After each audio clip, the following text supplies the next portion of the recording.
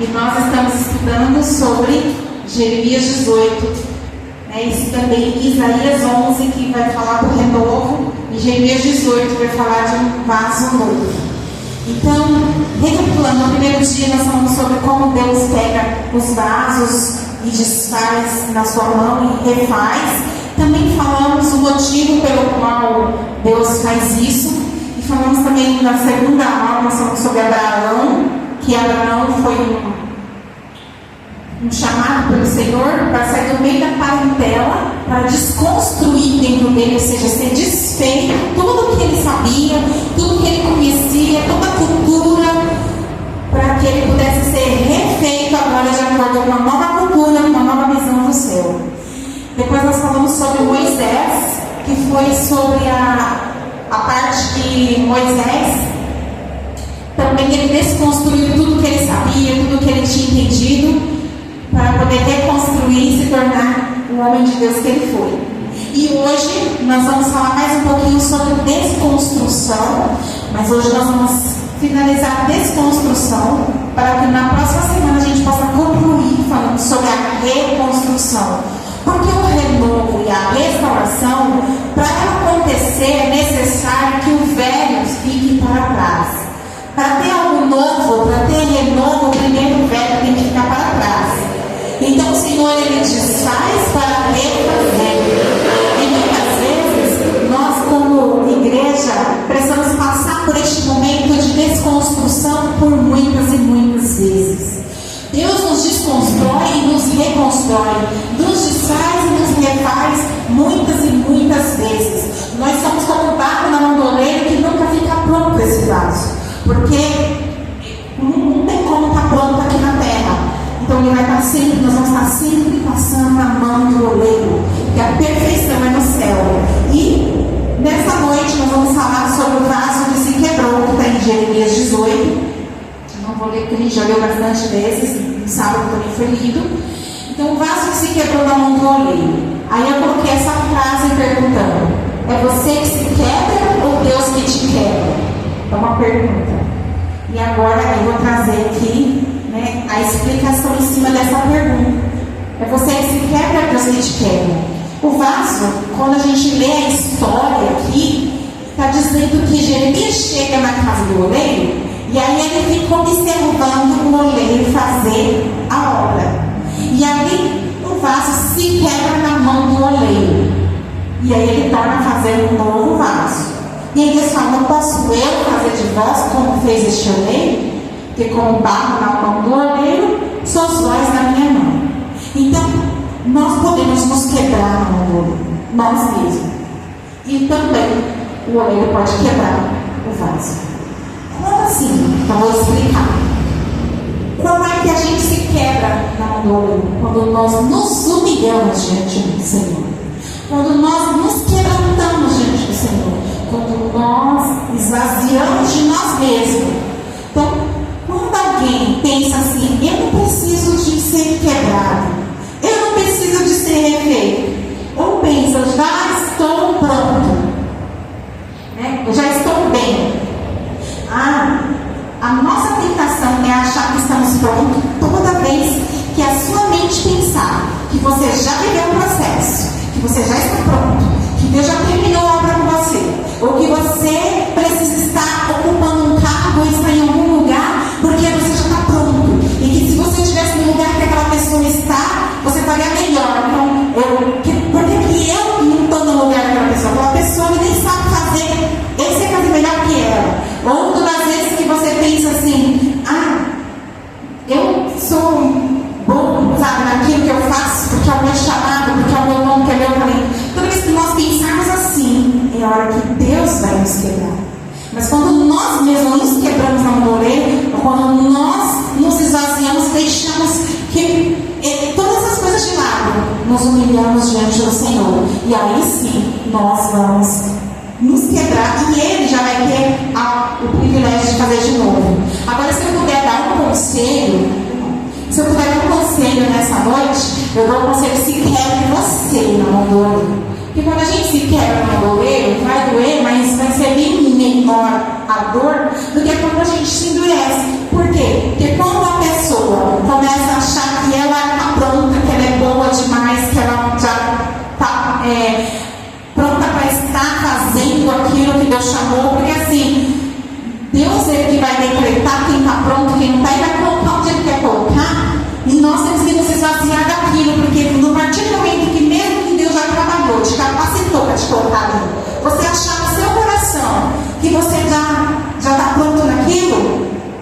deixar aquilo subir ao coração, aí Deus vai colocar as mãos. Exemplo disso, Abraão tinha uma promessa, um chamado, Deus entrega para ele o cumprimento da promessa, que é Isaac, e depois Abraão começa a deixar aquilo subir ao coração, de forma que Deus fala: agora você sobe ao monte e sacrifica o teu filho. Deus quebrou a minha mão. Deus me desfez, porque imagina, o meu único filho, filho da promessa, da minha esposa Sara, que eu tive na velhice, que foi Deus que me prometeu, que dele resolveu a nação, agora eu vou ter que mandar um sacrifício ao Senhor? Então, aquela dor que vai doer, foi Deus desfazendo ele, Deus quebrando. E aí, quando ele, mesmo com essa dor, ele teve disposto a entregar, aí Deus falou assim: Abraão, não quero Isaac, pode ficar, eu quero seu coração. E aí, onde está o ponto dessa ministração, desse estudo inteiro? Deus, ele sempre quer o nosso coração por inteiro, ele quer a gente por inteiro. E muitas vezes nós vamos estar dando para o Senhor de forma equivocada. Quantas vezes a igreja, nós, principalmente os pentecostais, porque eu vou falar do pentecostal porque eu sou pentecostal, então, principalmente nós pentecostais, a gente tem muito essa visão de torcer, achando que nós estamos agradando a Deus com o ministério, que nós estamos no centro da Deus com o ministério, e muitas vezes o ministério que nos rouba de Deus, o cumprimento de uma promessa ministerial talvez para nos roubar de Deus, porque se aquilo entra no nosso coração, aí vai nos roubar de Deus. Assim como Deus pediu Isaac, ele pede para nós aquilo. Na verdade, Deus não vai tirar nada do que ele te deu, ele só quer saber aonde está teu coração. Você está disposto a entregar para ele, seu Isaac, aquilo que está tomando teu coração? Está disposto a entregar aquilo que você mais gosta? Não importa se eu estou usando a palavra ministério, mas pode ser uma outra coisa. Pode ser mesmo um filho, pode ser um trabalho, pode ser qualquer coisa que você goste muito, que você estima muito, que você deseja muito, que isso possa, muitas vezes, está te sufocando. E o Senhor, ele fala: você está disposto a entregar? Então, se você estiver disposto a entregar, aí ele nem tira, ele devolve. Porque ele vai falar: agora eu sei que o teu coração está em mim e nada vai te roubar. Um microfone, um serviço, um chamado para ministrar na rua, o que for, para fazer qualquer coisa ligado à obra de Deus. Não, muitas vezes, por que eu estou usando mais esse termo? Porque o que mais rouba o coração de crente é ministério. Quantas pessoas se perdem por conta disso? Porque deixa que o ministério tome o lugar de Deus. Separa isso bem separado. Ministério, obra e Deus é totalmente diferente. Muitas vezes eu falo porque muitas vezes a gente é ensinado, eu cresci desde pequena da igreja, mas também a gente é ensinado, as pessoas falam como se fosse Deus aquele ministério, que não só evangeliza, é como se estivesse pecando.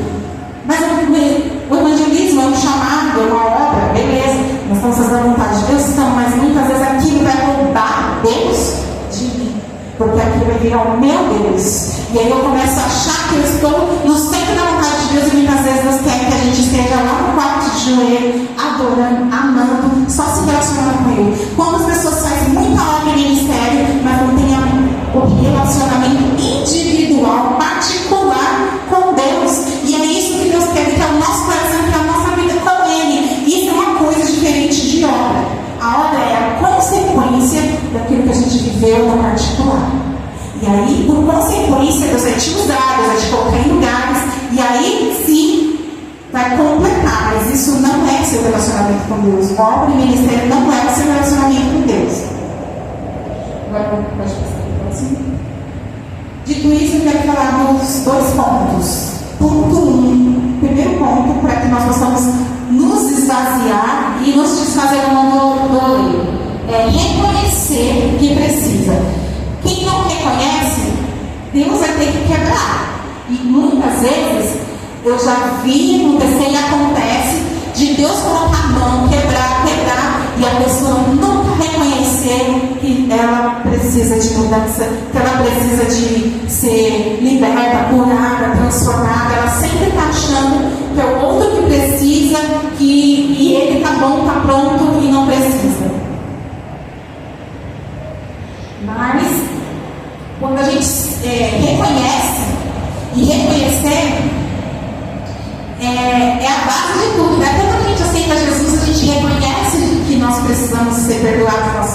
a gente reconhece que está no caminho errado. Quando a gente aceita Jesus, a gente reconhece Jesus como Salvador, a gente reconhece que só vai poder ir para o céu através de Jesus, e reconhecer que precisa se humilhar, reconhecer que precisa ser quebrado, reconhecer que precisa, né, estar na mão do oleiro sendo refeito, sendo moldado o tempo todo por ele. É muito primordial e importante, é um ponto básico. E ponto 2, segundo ponto, humilhar-se. Quando nós, a partir do momento que nós reconhecemos, automaticamente a gente já se humilha, a gente já se esvazia, a gente já cai diante do Senhor. E quando a gente se esvazia e se humilha diante do Senhor, Deus se agrada, porque a humilhação, a Bíblia fala assim, né? Quem comete pecado, né? Ela fala assim: quem esconde as suas iniquidades, esconde o seu pecado, nunca prosperará. Mas aquele que confessa e deixa, alcança misericórdia.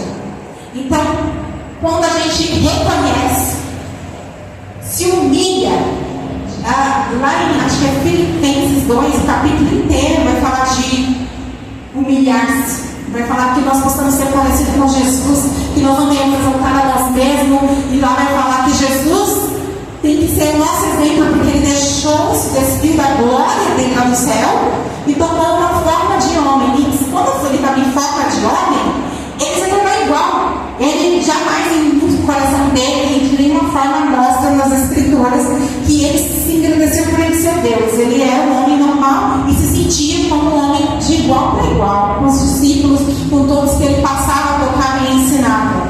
E ele, nessa humilhação dele, ele se humilhou mais baixo ainda, porque ele se entregou para ser chicoteado, humilhado e crucificado na pior morte que existia, que era a morte de cruz. Então, que haja em nós esse mesmo sentimento de se descer, se humilhar. E como é isso na nossa prática? É quando a gente desce do pedestal e não acha que a gente é, por ter um título ou uma posição, a gente é super santo, anda todo dia sobre as águas e vive sobrenatural. E não, a gente é normal como todos, a gente é comum, de igual para igual. Né? Muitas vezes a gente vê lideranças que se colocam como se fossem muito superior, mas quando a gente vai ver, é igual. Não tem diferença, é ser humano. Né? Só tem uma posição e um título dado por Deus para servir o corpo. Então, que nós possamos aprender a servir ao Senhor com humilhação. E aí, depois dessa humilhação, a gente reconheceu, se humilhou. Aí vem o próximo ponto, que é a confissão. Confissão. Eu não colocou aí. Terceiro ponto, confissão. E a confissão que nós precisamos confessar para nós mesmos, para Deus, e até verbalizar que nós temos mágoas. Muitas vezes eu vejo que eu já fiz muito isso, né? Agora eu faço muito menos, mas eu observo que as pessoas, quando elas são magoadas, elas recebem uma mágoa do coração, o que acontece que elas fazem? Não foi nada. Não, está tudo bem. Elas escondem aquela mágoa. Só que está doendo. Está tudo bem, mas está doendo. Está tudo bem, mas você ficou chateado. Está tudo bem, mas aquilo te machucou, doeu. Então, reconheça que tem uma mágoa. Confesse que tem uma mágoa. Não tem problema nenhum em confessar. Esses dias, eu falei com uma pessoa. Ela falou algo para mim e eu cheguei para você, eu fiquei triste porque você disse, você me chateou porque você disse assim, eu entendi assim. Por que eu falei? Porque eu estava confessando, reconhecendo para que a pessoa pudesse falar para mim, ter a oportunidade de dizer, mas não foi isso que eu quis dizer. Eu sabia que não era aquilo que eu quis dizer, mas eu tinha que verbalizar para aquilo que saiu de dentro de mim e eu perdoar. E a pessoa, mas o que eu quis dizer? Me perdoa. Aí eu falei assim, aí sim, em cima daquela verdade, aí eu liberei o perdão. Por quê? Porque a mágoa muitas vezes é assim, eu faço uma coisa com a Eve, ela fala, me perdoa. Não foi nada, ela ignora que existiu, mas é necessário a gente não ignorar. Falar, sim, é verdade. Você me chateou mesmo. Eu fiquei magoada. Eu te perdoo em cima da verdade que da mágoa que existiu, aí eu libero o perdão. Aí o perdão é poderoso e verdadeiro. E a amargura, quando ela vem junto com a mágoa. Qual que é a amargura? Quando a gente se torna amargo, a gente está acumulando mágoas, palavras que nos feriam, circunstâncias de humilhação traição, de decepção, de frustração, de perseguição, de tantas coisas, traumas, perdas, né? Quando a gente perde a gente querido e ainda juntamos, acumulando, aí a gente se torna uma pessoa amarga. Então a amargura, você tem que reconhecer que ela existe no seu coração. A frieza, muitas vezes a frieza com Deus, você tem que orar, não consegue, você não tem força. A frieza de estar na presença de Deus, a frieza muitas vezes até no próximo, né? Essa frieza é necessário reconhecer que existe uma frieza. A cegueira, muitas vezes a cegueira é o mais difícil de reconhecer, porque nós estamos na cegueira, né? É quando a gente não consegue enxergar a verdade. Ela está mascarada, a verdade sobre nós. A verdade que Deus fala, quando Deus nos dá uma palavra para nós, muitas vezes nós não estamos conseguindo compreender aquela palavra. Nós estamos conseguindo entender que aquilo é para nós, que tem algo em nós. Então existe uma cegueira, muitas vezes espiritual. Nós temos que reconhecer pecado oculto, pecados que você não conversou no seu passado, pecados do presente, que às vezes está lá escondido, você morre de vergonha. É necessário também reconhecer que ele existe aí, né? Se você é uma pessoa que morre de vergonha, e a vergonha aqui que eu estou dizendo é vergonha de coisa, não é vergonha de pegar o microfone para falar a palavra, mas eu estou dizendo de vergonha de alguma coisa que você tem na sua vida. Você não quer que ninguém saiba daquilo, porque aquilo é uma vergonha. Se as pessoas souberem disso, essa vergonha, né? O orgulho, que é o próprio Satanás. Quantas vezes nós estamos orgulhosos e nem percebemos, porque geralmente quando a gente está orgulhoso, a gente não percebe. O orgulho é aquele couve no dente, caroço de ouvido no dente, que todo mundo está vendo, ou mau hálito. Todo mundo está percebendo, você não. Então, o orgulho precisa ser reconhecido. Que você tem ferida de rejeição no seu coração, de rejeição da infância, de rejeição do presente, de rejeição. Muitas vezes a gente cria rejeição na nossa cabeça que ela nem existe. E a gente fica achando que estamos sendo rejeitados, às vezes a gente não está. Raiva. Não tem pessoas que vivem com raiva, Você vai no trânsito, a pessoa está com raiva, está na fila, a pessoa está com raiva, ela está o tempo inteiro com raiva. A raiva é acúmulo de mágoas, a raiva é acúmulo de amargura, a raiva é acúmulo de pecado oculto, de vergonha, de rejeição e principalmente de orgulho. Aí se torna uma pessoa cheia de raiva, aí essa raiva se torna um ódio. Então você começa a ter ódio no coração, reconhecer que tem ansiedade, muita ansiedade, que não consegue dormir, que tem a ansiedade, tem a crise de ansiedade, mas existe a ansiedade que às vezes não é uma crise, mas vive no seu coração. A ansiedade é falta de confiança, é falta de descanso, é falta de paz, é falta de fé. Medo. Muitas vezes as pessoas vivem com medo de ser quem é, apenas de ser a verdade, medo de viver o propósito, medo de arriscar, medo de ir para frente, medo de tomar decisões, medo de fazer aquilo que está na sua mão para fazer, que talvez seja muito grande, você vai fazer algo grandioso, você tem medo de fazer aquilo. A culpa, tem pessoas que vivem o tempo inteiro com culpa, ela é culpada de tudo, então ela carrega aquele fardo de culpa. Acontecer qualquer coisa, ela recebe, a culpa é minha, me desculpa, eu sou culpada, e fica com aquela culpa, carregando um fardo pesado de culpa, e de repente ela não tem culpa de nada, mas ela sempre acha que ela é a culpada. Inferioridade, muitas vezes a pessoa se sente inferior, coitadinha, vítima, que não é capaz, que todo mundo tem que ajudar ela, e ela não acha que ela pode fazer, que ela sempre é inferior, ela não tem valor, ela acha que o valor dela não existe, o outro é mais importante do que eu, o outro vale mais do que eu. A idolatria, que é um dos pecados mais que a gente vê no meio do povo de Deus, sutil. E muitas vezes a idolatria ela toma conta da nossa vida, como eu falei no início. Muitas vezes até o ministério pode ser a idolatria do nosso coração. E às vezes a gente está idolatrando coisas, até o celular pode ser idolatria, até um pregador, um pastor pode ser idolatria. A mentira, quando muitas vezes a gente vive uma mentira, acredita em mentiras, né? E a gente só combate a mentira com a verdade. Muitas vezes a gente não reconhece que acredita em mentiras, muitas vezes a gente não reconhece porque está numa cegueira, a gente não consegue compreender. A gente ouve a verdade, mas não compreende, porque nossa mente está cauterizada com mentiras, e aí essa mentira traz uma cegueira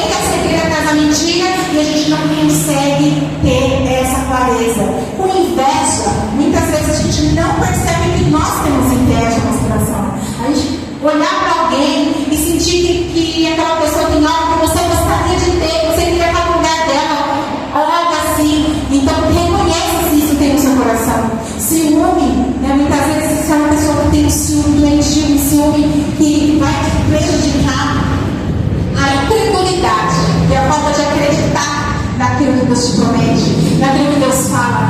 Eu acredito que Deus vai fazer na vida dela, eu acredito que Deus vai fazer na vida dele, eu acredito que Deus vai fazer. Eu chego lá e ministro uma pessoa, eu acredito que Deus vai curar, eu acredito que Deus vai abrir a porta, mas quando é a minha vez de ser curada, quando é a minha vez de Deus abrir a porta, aí eu não acredito.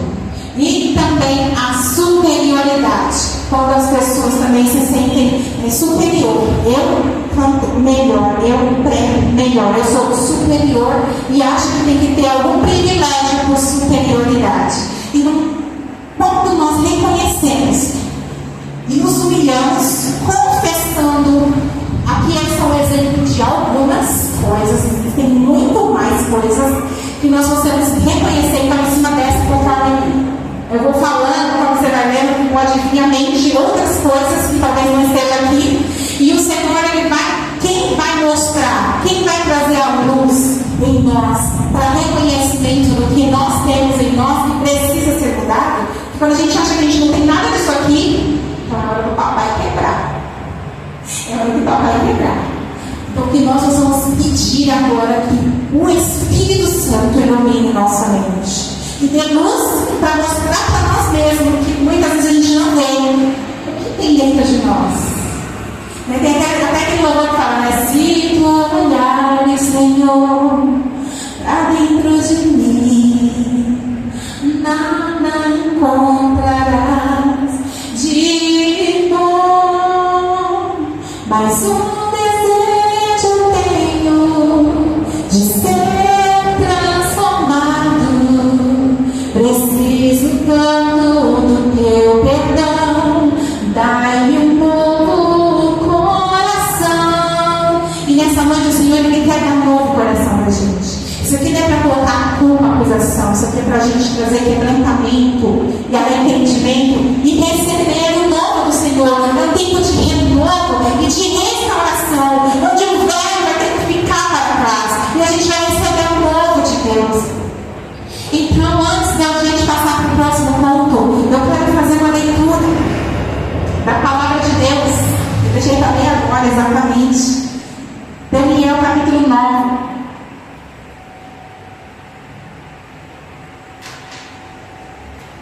Do 1 ao 11.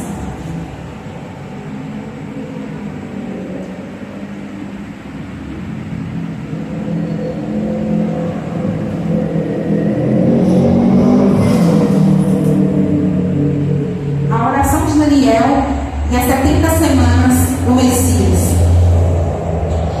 Capítulo 9, versículo 1 de Daniel. No ano primeiro de Dário, filho de Assuero, da nação dos Medos, a qual foi constituído rei sobre o reino dos caldeus, no ano primeiro de seu reinado, eu, Daniel, entendi pelos livros que o número de anos de que falou o Senhor ao profeta Jeremias, em que havia de acabar a assolação de Jerusalém, era de 70 anos. E eu dirigi o meu rosto ao Senhor Deus para o buscar com coração e roubos, com jejum e sacos e cinzas. Então olha aqui, ele não só virou o rosto para orar ao Senhor, quando ele entendeu que eles estavam, na semana retrasada, eu falei da desconstrução de Jerusalém. Teve essa outra, que é a quarta. Essa aqui é a quinta. A desconstrução de Jerusalém.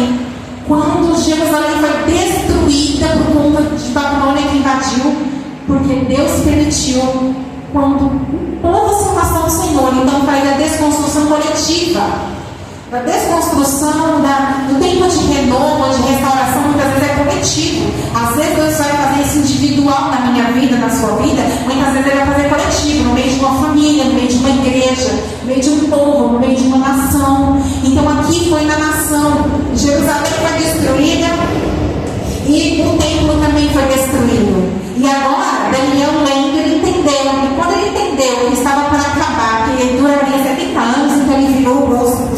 Senhor, para buscar com oração, rogando ao Senhor, com jejum e sacos e cinzas. Sacos e cinzas era sinal de humilhação. Ou seja, quando eles se humilhavam por dentro, para dar esse sinal, eles colocavam vestido de saco e colocavam cinza sobre a cabeça.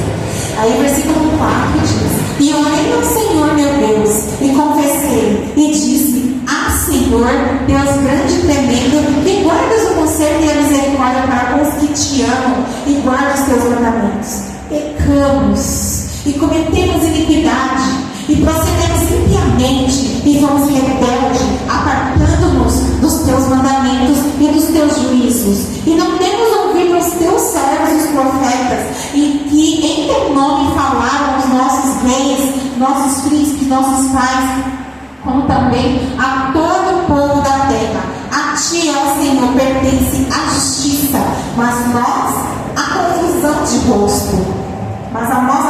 de rosto.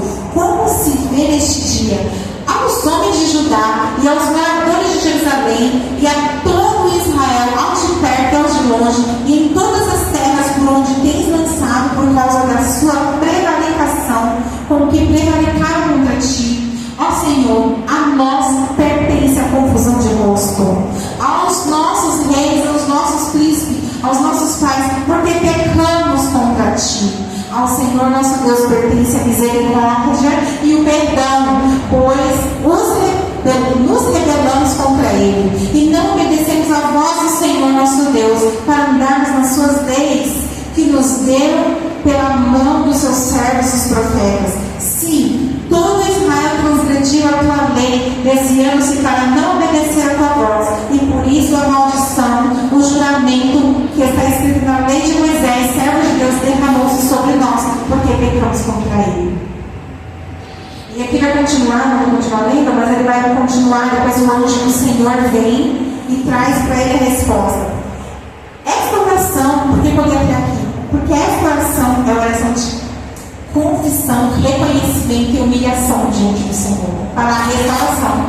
Então, o povo foi quebrado pela mão de Deus. Deus quebrou Israel, Deus quebrou Jerusalém, Deus desfez a cidade. A cidade ficou completamente desfeita, destruída.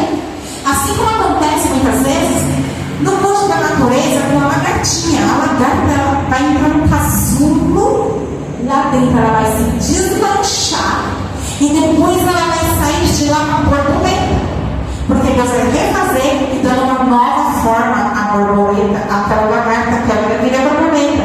Nós muitas vezes vamos entrar no processo de ser desfeito, quebrado, e nós vamos sair diferente de como nós entramos. Nós vamos ter uma forma mais parecida com o Senhor, mais gloriosa. A lagarta é feia, ela come folhas, ela traz destruição, mas a borboleta ela é bonita, ela voa e ela leva a vida que ela sobre as plantas, levando aquele pólen. E nós, muitas vezes, somos como uma lagarta, cheia dessas coisas. E o Senhor, Ele quer que a gente passe pelo processo de desconstrução, para limpar o nosso coração, para limpar quem somos, para limpar o que está dentro de nós, para depois Ele refazer, dando uma nova forma, um vaso novo, odres novos para receber vinho novo. E o Senhor, Ele quer fazer de mim e de você pessoas novas, não só individual. O Senhor não faz só individual, mas Ele faz coletivo, como Ele fez aqui. E Daniel entendeu isso, então ele fez essa oração de humilhação, quebrantamento e confissão diante do Senhor. Mas nós também queremos ler a oração que é muito parecida com essa, e foi mais ou menos na mesma época. Eu não estudei muitas datas, mas é mais ou menos na mesma época, que é Neemias, capítulo 1. Neemias também ele vai fazer essa oração. E o Senhor traz a resposta para Daniel, o anjo do Senhor traz a resposta para Daniel, mas para Neemias o Senhor traz uma missão,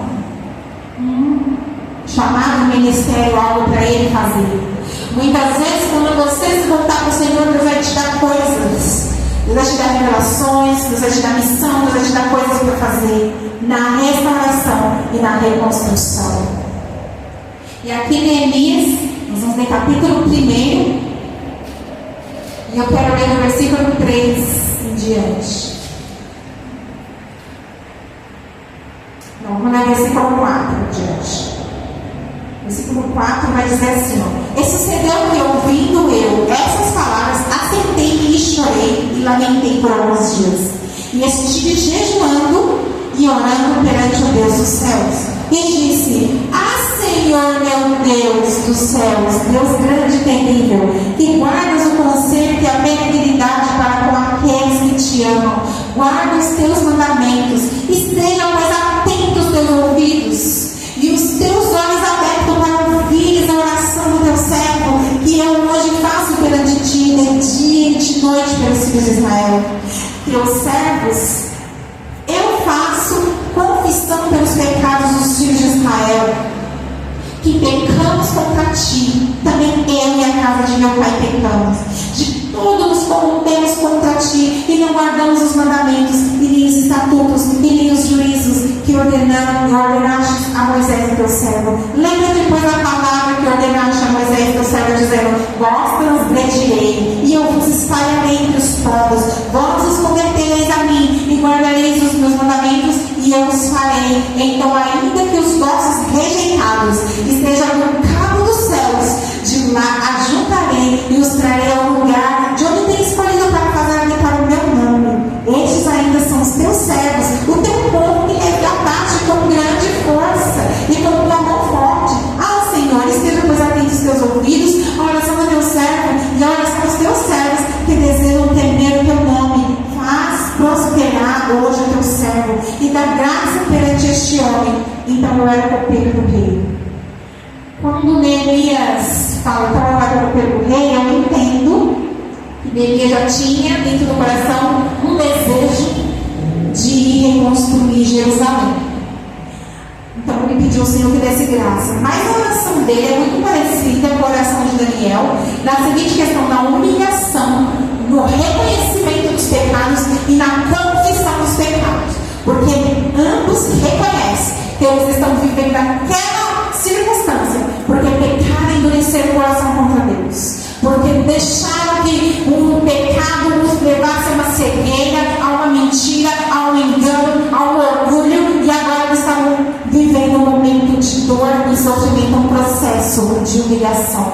Porque eu aprendi uma coisa: a humilhação, ela é assim: Deus nos humilha para que nós possamos nos humilhar. Quando nós estivermos passando por humilhação, é um presente de Deus, porque muitas vezes nós não estamos vendo que o orgulho entrou em nosso coração. E Deus está permitindo, é o próprio Deus. Ninguém tem o poder de te humilhar, a não ser que Deus permita e tenha um propósito nisso. Nada que acontece nessa vida conosco é por um acaso, tudo tem um porquê e uma resposta. E é um presente de Deus para que você se humilhe. Deus está te dando uma chance, se humilha. E se nós entendemos isso e nos humilharmos, eu posso te dizer que o Senhor, Ele não só restaura a tua sorte, como Ele vai te honrar. Porque a Bíblia diz: humilhar-nos diante do Senhor para que a seu tempo Ele nos exalte. A graça do Senhor está sobre os humildes. Humildes é aqueles que se humilham a si mesmo.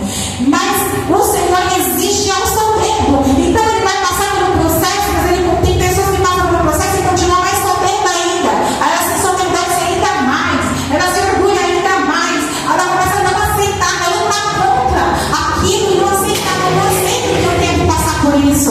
Eu não devo passar por isso, mas porque eu sou tão bom, porque fulano que é pecador, começa a enxergar os defeitos dos outros e fala: porque ele está tudo bem e eu que estou passando por isso.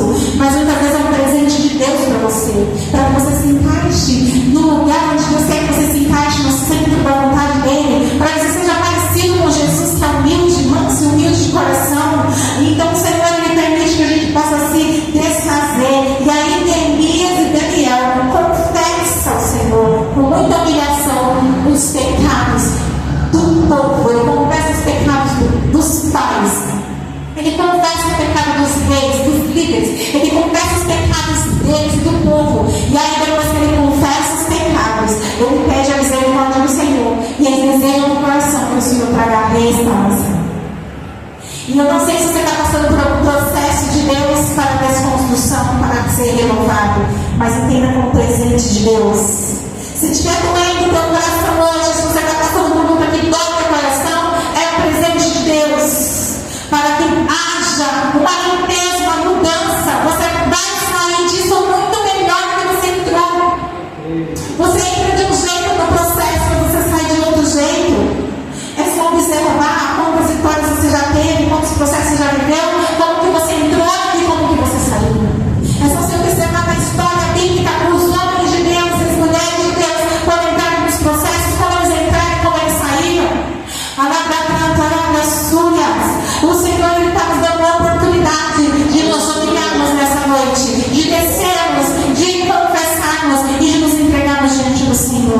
para que possamos ser refeito, reconstruído, restaurado, renovado pelo Senhor e receber o novo Jesus. A parte agora, nós vamos no quarto ponto.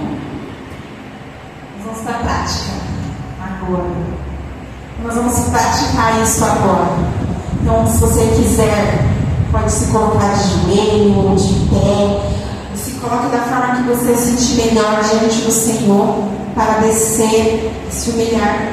Sempre precisamos, desse momento. Quer dizer, todo dia a gente precisa de descer na presença do Senhor e se humilhar diante dele. E hoje você tem essa oportunidade.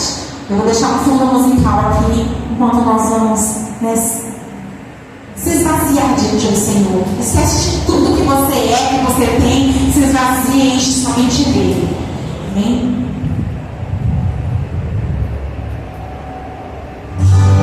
Será que o temor, Senhor, pode ser a canção da vida? Não importa a dor, a terra dele. Senhor Deus, Será que nós queremos nos humilhar diante da tua presença nessa noite. a canção Tua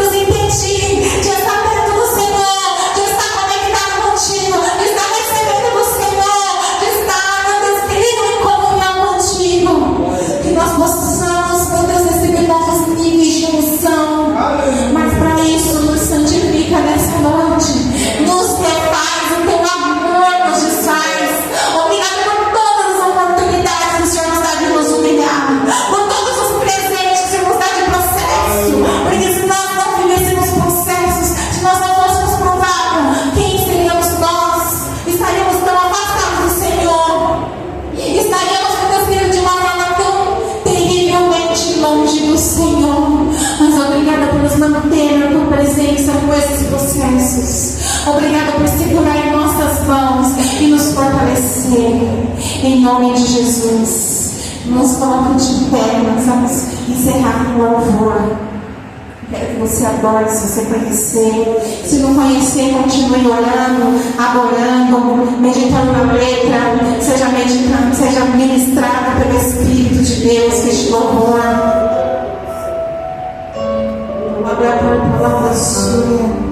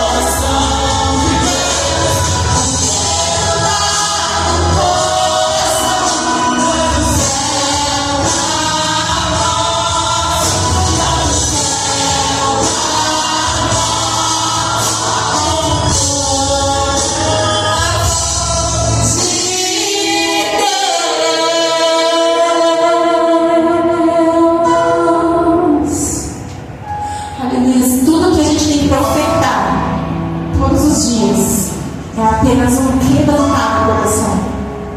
E um quebrantado coração move o coração de Deus. Aleluia. E antes de eu me entregar, eu abrir aqui as suas Salmo 51, 10 diz assim: crie em mim, ó Deus, um coração puro, renova em mim o espírito reto, não me lances fora da tua presença e não me dirigimento ao Espírito Santo. Torna-me a alegria da tua salvação e sustente-me com o espírito voluntário. Versículo agora 17. Os sacrifícios para Deus são o espírito quebrantado.